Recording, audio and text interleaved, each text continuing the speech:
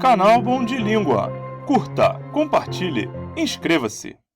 Fala, Bom de Língua! Eu sou o Sandro Taliba e essa é a 7ª aula do 3º módulo do curso de inglês para sala de aula aqui do canal, que é dedicado a aumentar o seu conhecimento da língua inglesa. No vídeo de hoje, eu vou falar sobre as W8 Questions. No 2º módulo, a gente viu como fazer perguntas de acordo com os tempos verbais.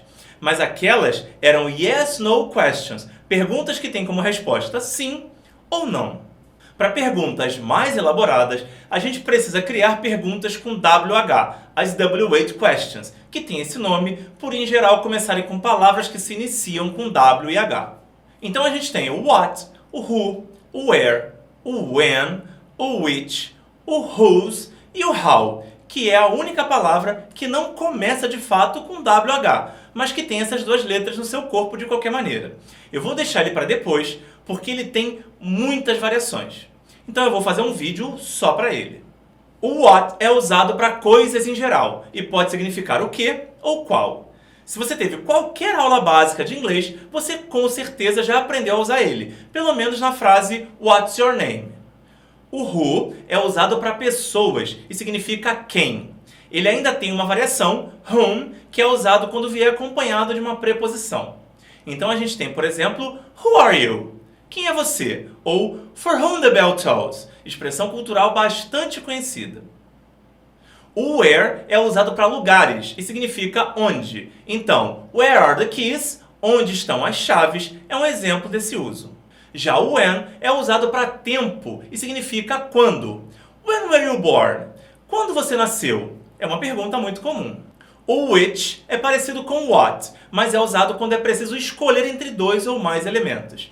Tipo em Which car is yours? Qual é o seu carro? Que indica que tem mais de um carro para ser escolhido. Já o whose pergunta de quem é alguma coisa. Whose car is this? De quem é esse carro? Seria uma variação da pergunta anterior.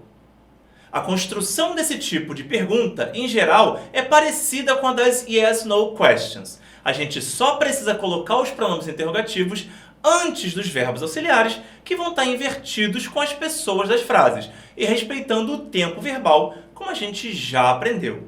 Mas se o pronome for o sujeito da frase, ela não vai precisar do verbo auxiliar. Por exemplo, Who did you call? Tem you como sujeito. Foi você quem fez a ligação. Já who called tem quem como sujeito. Outra exceção comum é com os pronomes which e whose, que precisam de um elemento ligado a eles. Por isso os exemplos which car is yours e seguem uma construção diferente, mas mantêm o verbo auxiliar. Deu para entender? Vamos exercitar então? Basta você traduzir as frases para o inglês com a ajuda do vocabulário.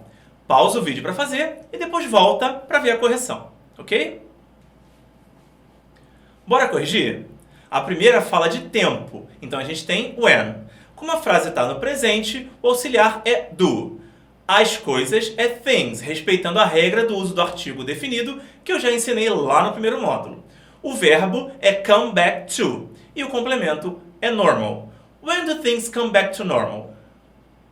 A segunda é uma frase clássica. What are you doing? Na terceira, o quem é o sujeito, é quem fez. Frase no passado, então fica Who did this? A quarta fala de lugar, então é where. O tempo é o futuro, então o auxiliar é will. O sujeito é the party e o verbo é be. Where will the party be? A quinta tem uma escolha, então é which. Dessas fica of this. Como a frase está no passado, o auxiliar é did e o sujeito é you. O verbo é buy. Which of these did you buy? A sexta é outra frase clássica, mas com uma mudança que pode derrubar a gente. Embora exista a palavra problem, nesse caso a pergunta fica What's the matter? Já que a intenção é perguntar sobre uma questão, um assunto. A sétima fala de posse, então fica Whose shirt is this? E a última, que em português começa igual ao anterior, em inglês é bem diferente. Como a gente está falando de uma pessoa, a gente usaria o who. Mas como ele está acompanhado da preposição de, que nesse caso indica a origem, a pergunta vai começar com from whom. Como a frase está no passado, o auxiliar é did. Então, tem a pessoa you, o verbo hear e o complemento it. From whom did you hear it? E tá feito o exercício. E aí, como você se saiu?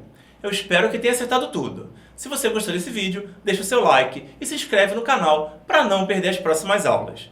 Eu sou o Sandro Taliba e a gente se vê na próxima. Um abraço!